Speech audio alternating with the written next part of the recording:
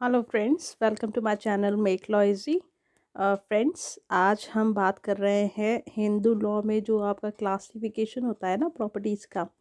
तो उसके रिगार्डिंग मैंने पहले पार्ट में इसके मैं ऑलरेडी डिस्कस कर चुकी हूँ। को पार्सनरी या जॉइंट फैमिली प्रॉपर्टी क्या होती है उसके बारे में। आज हम बात करेंगे कि सेल्फ एक्वायर्ड प्रॉपर्टी क्या होती है। तो चलिए स्टार्ट करते हैं अपना टॉपिक। सेल्फ एक्वायर्ड प्रॉपर्टी क्या होती है? सेल्फ कोई भी ऐसी प्रॉपर्टी जो कि जॉइंट नहीं है, ठीक है ना, जॉइंट प्रॉपर्टी नहीं है, वो आपकी सेपरेट या सेल्फ एक्वायर्ड प्रॉपर्टी कहलाती है। तो यहाँ पर सेपरेट का मतलब होता है आपका कि जो फैमिली है वो पहले आपका जॉइंट थी, बट अब क्या है, अब वो सेपरेट हो चुकी है। When a member separates from joint family, the property acquired by him will be treated as his separate property in regard with his brother, but it will be regarded as joint family property as far as his sons are concerned. तो इसका मतलब क्या है कि आपका कोई भी member है, जब वो जॉइंट फैमिली से सेपरेट होता है, ठीक है ना, जॉइंट फैमिली से सेपरेट होता है तो वो प्रॉपर्टी में कुछ अपना उसका शेयर मिलता है उसको, ठीक है ना। तो यहाँ पर ये जो शेयर उसको मिल रहा है वो उसका सेपरेट प्रॉपर्टी कहलाएगी जहाँ तक उसके भाइयों के रिलेशन में अगर उसे देखा जाए। पर अगर उसके बेटों के रिगार्डिंग उसे देखा जाए तो वो फिर उसकी जॉइंट फैमिली प्रॉपर्टी होगी। इसको हम कैसे समझ सकते हैं कि मान लीजिए आपका, जैसे ये आपका ए है, ठीक है ना, और ये आपका बी है। ये ए और बी दोनों क्या हैं, भाई हैं। इनको कुछ ना पार्टीशन में कोई शेयर मिला है, इनको जो इनका शेयर इसमें उनकी जॉइंट फैमिली प्रॉपर्टी में होगा ना वो मिल चुका है। तो अगर ए को हम ये देखें कि ए को जो शेयर मिला है, ठीक है ना, वो उसकी सेपरेट प्रॉपर्टी होगी अगर हम किस रिगार्ड में देखें, उसके भाई के रिगार्ड में। और उसके भाई के पास में जो शेयर होगा वो उसकी सेपरेट प्रॉपर्टी होगी। पर मान लीजिए अगर हम इनके जो बेटे हैं, ठीक है ना, इनके जो बेटे हैं अगर इसकी रिगार्ड में देखें तो जो इनको शेयर मिला है ना, ए और बी को जो शेयर मिला है वो इनके अगर बेटों के रिगार्ड्स में देखें तो वो इनकी जॉइंट फैमिली प्रॉपर्टी होगी। इसका मतलब बेटों का उसमें अधिकार होगा। किसमें? जो शेयर उनके पिता को किसमें मिला है, पार्टीशन में मिला है, उसमें उनके बेटों का भी अधिकार होगा। Fine. Now, property acquired by a Hindu male in following ways will be considered as his separate और सेल्फ एक्वायर्ड प्रॉपर्टी। तो जो हिंदू मेल है उसको जो प्रॉपर्टी बोलते नहीं है, जो उसको प्रॉपर्टी मिल रही है, तो कौन सी तरीके की प्रॉपर्टी जो है वो उसकी सेपरेट या सेल्फ एक्वायर्ड प्रॉपर्टी होगी, इसके बारे में हम यहाँ पर बात करेंगे कि कौन कौन सी प्रॉपर्टी, मतलब किस तरीके से, किस ज़रिए मिली हुई प्रॉपर्टी किसी हिंदू मेल को वो उसकी सेपरेट प्रॉपर्टी कहलाएगी। तो property acquired by Hindu male by his own exertion, ठीक है ना, मतलब किसी हिंदू मेल ने, है ना, किसी हिंदू मेल ने अपनी मेहनत से जो प्रॉपर्टी एक्वायर की है वो उसकी सेल्फ एक्वायर्ड प्रॉपर्टी होगी।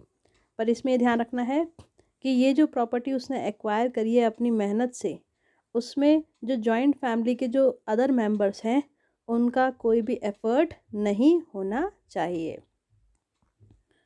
Property inherited by a Hindu male from any person other than his father और ग्रैंडफादर और ग्रेट ग्रैंडफादर, ठीक है ना, मतलब कि हिंदू मेल अगर कोई भी प्रॉपर्टी एक्वायर करता है, ठीक है, और वो प्रॉपर्टी उसके फादर, ग्रैंडफादर या ग्रेट ग्रैंडफादर से नहीं होनी चाहिए तो भी वो उसकी सेल्फ एक्वायर्ड प्रॉपर्टी में आएगी।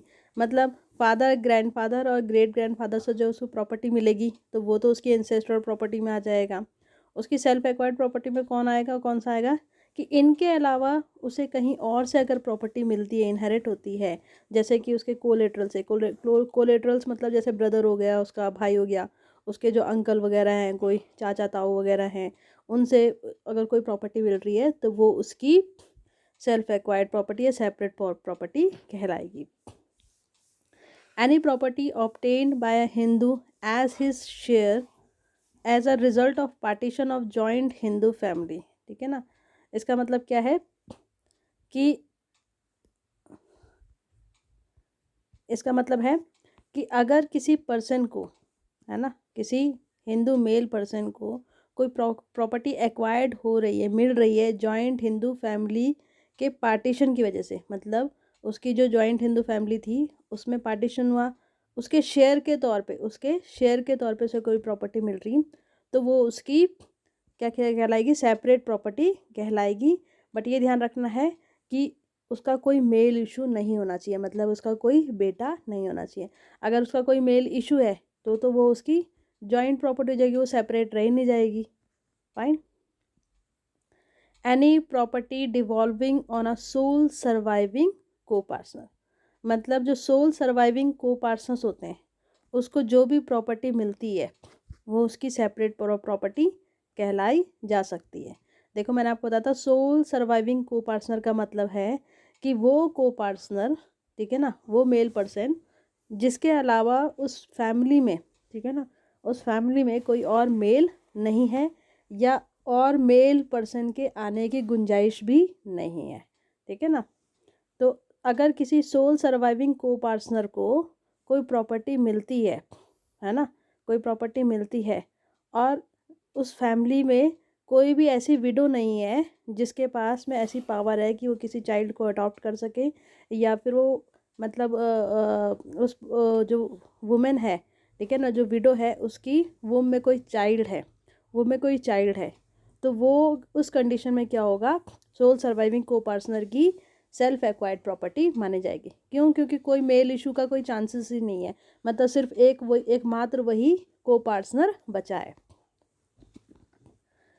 अब देखिए, प्रॉपर्टी अगर किसी पर्सन को गिफ्ट या विल के ज़रिए मिलती है, ठीक है ना, गिफ्ट या विल के ज़रिए मिलती है, ठीक है, तो वो प्रॉपर्टी भी उसकी सेपरेट प्रॉपर्टी हो सकती है। बट सेपरेट प्रॉपर्टी कब नहीं होगी कि अगर जिन्होंने उसे गिफ्ट में या विल में, जैसे उसके फादर या ग्रैंडफादर या ग्रेट ग्रैंडफादर, उन्होंने उसे गिफ्ट में या विल में दिया है और उन्होंने उसमें कोई कंडीशन लगा दी कि भाई इस प्रॉपर्टी से वो अपने परिवार की देख रेख करेगा, ठीक है, कोई कंडीशन लगा दी, तो वो उसकी प्रॉपर्टी आपकी सेपरेट प्रॉपर्टी ना रह के जॉइंट प्रॉपर्टी हो जाएगी। बट अगर उन्होंने उसको क्या करा है, मतलब बिल में दे दिया है बट ऐसी कोई कंडीशन नहीं लगाई है, तो वो उसकी सेपरेट प्रॉपर्टी मानी जाएगी। इसी तरीके से property obtained bye gift of ancestral property made by father through affection.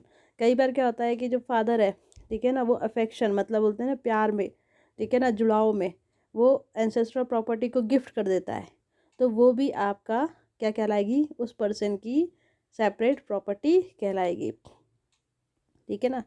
इसी तरीके से अगर किसी पर्सन को गवर्नमेंट की तरफ से, ठीक है ना, कोई प्रॉपर्टी ग्रांट होती है, कोई प्रॉपर्टी मिलती है गवर्नमेंट की तरफ से, तो वो भी उसकी सेल्फ एक्वायर्ड प्रॉपर्टी कहलाएगी। गवर्नमेंट की तरफ से कोई प्रॉपर्टी अगर ग्रांट होती है तो वो भी उसकी सेल्फ एक्वायर्ड प्रॉपर्टी में आएगी।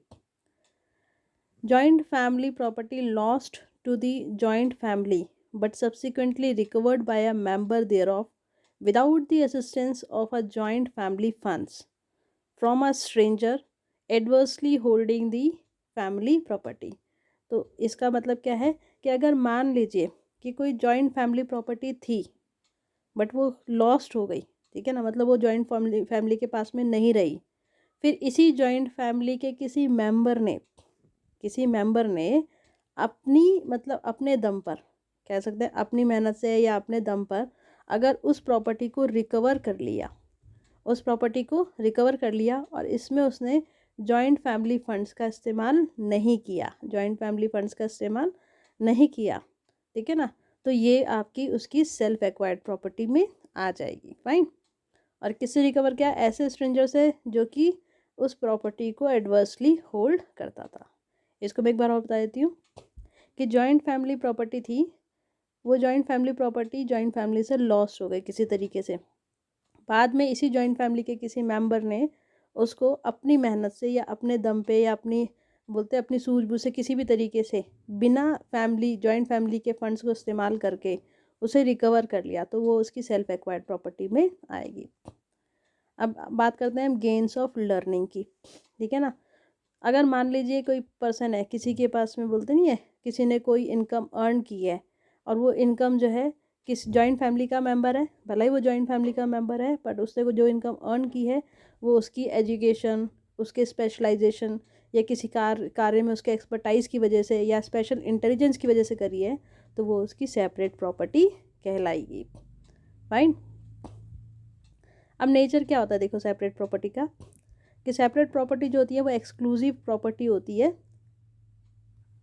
वेट, हाँ देखिए सेपरेट प्रॉपर्टी क्या होती है, सेपरेट प्रॉपर्टी एक्सक्लूसिव प्रॉपर्टी होती है किसी हिंदू की, ठीक है, irrespective of the fact that he is a member of joint family. मतलब इससे इसका फ़र्क नहीं पड़ता है कि वो जॉइंट फैमिली का मेंबर है या नहीं है। फाइन, वो उसकी एक्सक्लूसिव प्रॉपर्टी होती है।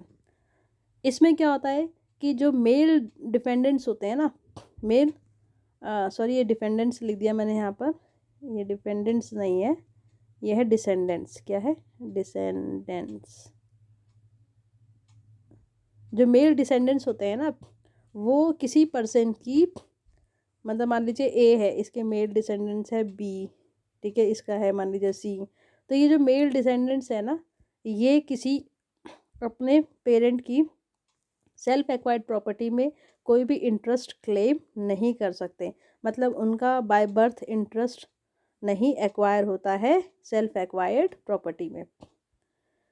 और सेपरेट प्रॉपर्टी का क्या नेचर होता है कि जो भी पर्सन जिसकी कोई सेल्फ एक्वायर्ड प्रॉपर्टी है या सेपरेट प्रॉपर्टी है, उस प्रॉपर्टी पे उसका एब्सोलूट राइट होता है एलिनेशन का। मतलब उसकी खुद की इच्छा होती है, उसका एब्सोलूट राइट होता है कि वो किसी को भी अपनी प्रॉपर्टी दे सके या ना दे, कोई उस पर क्लेम नहीं कर सकता है। It can not be subject of partition till he is alive. तो जो भी उसकी सेपरेट प्रॉपर्टी है, उसको उस पर उसके जो बच्चे हैं ना, वो पार्टीशन क्लेम नहीं कर सकते हैं जब तक कि वो पर्सन जिंदा है जिसकी वो प्रॉपर्टी है। और जो डेथ है ना, डेथ के बाद में जो सेल्फ एक्वायर्ड प्रॉपर्टी है ना, वो सक्सेशन के थ्रू डिवॉल्व होती है, ठीक है ना। मतलब मान लीजिए किसी पर्सन की सेल्फ एक्वायर्ड प्रॉपर्टी है, वो उसकी डेथ के बाद में, देखो डेथ तक तो पार्टीशन कर नहीं सकते, कोई इस पर क्लेम नहीं कर सकता, पर मान लीजिए उसकी डेथ हो जाती है, तो वो जो है सक्सेशन के थ्रू डिवॉल्व होएगी उसके लीगल हायर्स में, ना कि सर्वाइवरशिप के थ्रू। सर्वाइवरशिप के थ्रू कहाँ होती थी? आपका को पार्सनरी प्रॉपर्टी में सर्वाइवरशिप के थ्रू होती थी, बट वो कॉन्सेप्ट भी अब 2005 के अमेंडमेंट के बाद में बिल्कुल ख़त्म कर दिया गया है। The members of a joint family can also keep their separate property. Joint family के जो मेम्बर्स होते हैं वो अपनी सेपरेट प्रॉपर्टी भी रख सकते हैं, चाहे वो जॉइंट फैमिली के मेम्बर हैं या नहीं है, इससे कोई फ़र्क नहीं पड़ता है। तो फ्रेंड्स, ये आई होप कि आपको सेपरेट जो प्रॉपर्टी है हिंदू लॉ के अकॉर्डिंग उसका कॉन्सेप्ट भी समझ में आ गया होगा। तो चलिए मिलेंगे अब नेक्स्ट वीडियो में। Till then bye bye.